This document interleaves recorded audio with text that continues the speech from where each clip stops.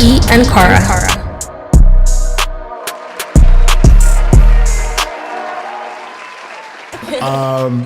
But not all is well in the black entertainment industry.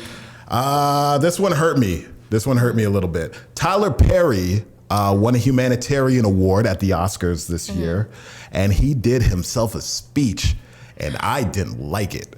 Oh, no.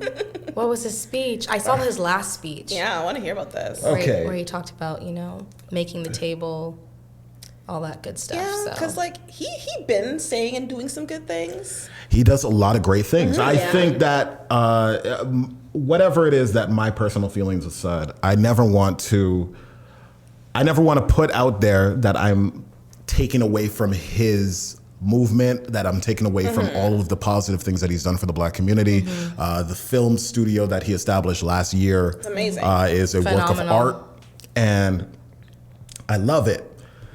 But, tone deaf does not even begin to describe. Like, I feel like this needs to be the portion of a show where maybe you power up and you go into a Marc rant. This is one of those. This is what, if I didn't have a good breakfast this morning, I would be in a real Marc rant right now. So essentially, I'm trying to paraphrase because it's a lot. But long. Essentially, what he said was that he grew up in a world that had a lot of struggle, and because of that, he wants the entire world to take after his example and refuse hate. Now, there's nothing wrong with that. I agree with that, except for the fact that I kind of like hate. But other than that, one thing that was highlighted is that he told our black brothers and sisters that we need to not be hating police officers.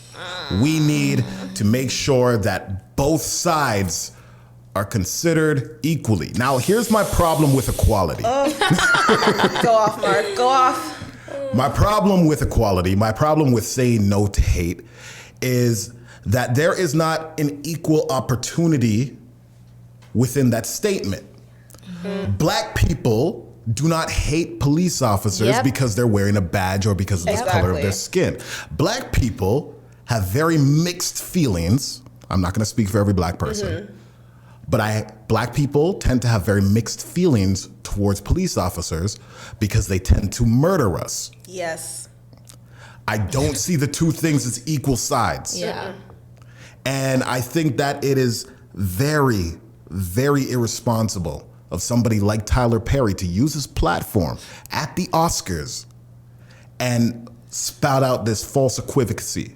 I do not appreciate any of that. Yeah.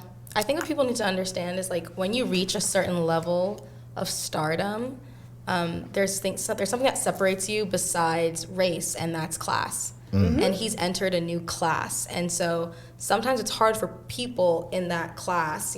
People were we might bring it back to I think it was Ellen and George Bush or one of the presidents or whatever. They were sitting together, and people were like, "Ellen, how could you sit with him? And you're a queer woman, and he's this and he's that." I'm like, they have class. They share. They have more in common. Yes. Yeah, they have a lot in common, and that's what we forget. Is we're looking to the Oprahs and the Tyler Perrys and the Lee Daniels, and I'm like, they're in a whole different class system. They don't think like us, and they haven't had to think like us for a while. Yeah. I just want to take a quote that he said. He said, "In this time with all of the internet and social media algorithms that want us to think a certain way, the 24-hour news cycle, it's my hope that we teach our kids to refuse hate." Now, is the new generation choosing hate, or is the new generation hip to something that might have been covered up in previous generations? That's my question. You know very well I'm leading to the second part. I'm like, I gotta ask.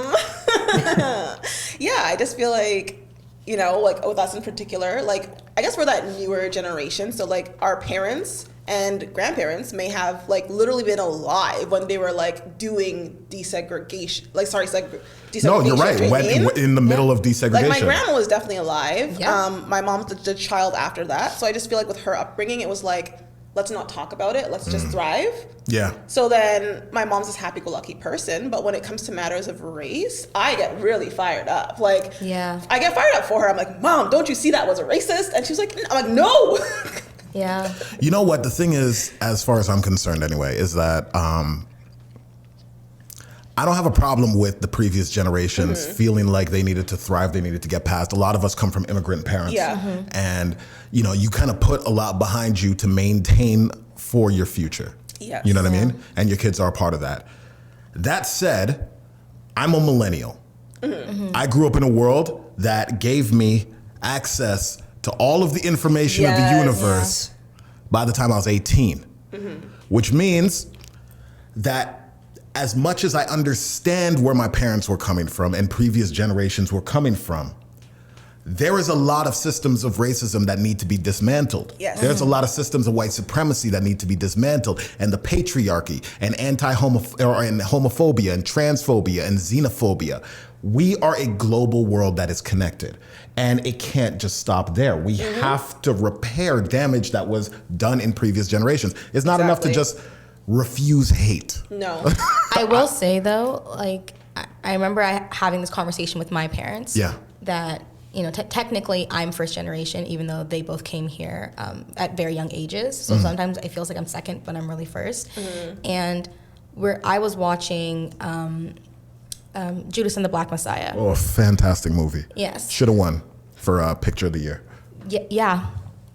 But one thing I will say is that they were a bit hesitant to watch the movie, and they were like telling me that I'm going through that stage now where I'm outraged and I'm protesting and I'm going to the protest and doing all those things. And like, I think we sometimes diminish the fact that our parents had already gone through that stage and they've done all those things. So I don't think it's that they're not angry right now. I think they're just tired of being angry and doing those things. And so they're just gonna live their best lives, you know, like for lack of a better term, because it's almost like it's our generations, it's our time to be angry, because Black people cannot be angry for very long. For I don't think anybody can be angry for very long. He burn out. And I will say, back to the Tyler Perry hate thing, I wonder if he had said instead of don't choose hate, but to choose happiness. Because that's something that I have decided to do. Like, I've actively decided that I will not allow the things that I cannot control to define who I am and to just swell and just take over, you know, how I feel.